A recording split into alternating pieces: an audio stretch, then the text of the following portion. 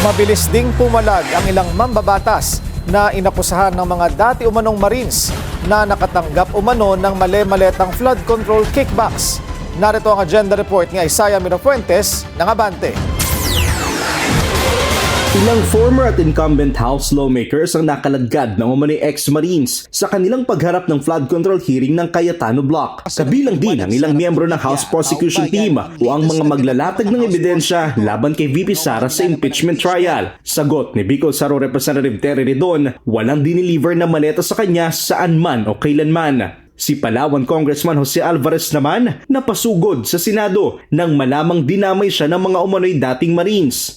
I vehemently deny that meron po ako natanggap. Wala akong utang si saldi ko sa akin. Wala din akong utang sa kanya. At wala kaming transaksyon na maaari ko siyang bigyan o maaari niya ako bigyan ng pera. Hindi ko sinasabi na hindi totoo yung mga sinasabi ng mga Marines, no? Ang akin lang na ako, wala akong tinanggap personally for me. Dahil, modesty aside, ganito lang po ang buhay ko, hindi naman ako naghahangad na maliit na pera. Matapos nito, nakausap din ni Alvarez ang BNC. Sayang, di ko naabutan yung mga sundalo. Masaya-saya sana, di ba? Makita ko yung mukha ko. Kung ito bang mukha ito, binigyan nyo ng pera. Kasi iwanagin lang nyo kasi kay Bongbong meron siya, kay Sandro meron sila, di ba? Sure, ako, sana picture ko.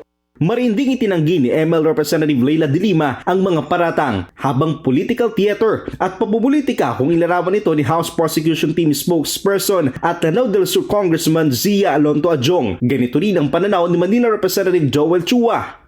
Well, unang-una, tinatanggi ko ng Mariin itong kanilang mga akusasyon laban sa atin. Maliwanag naman yung mga nilagay nila doon, puro mga kritik ng ating Vice Presidente.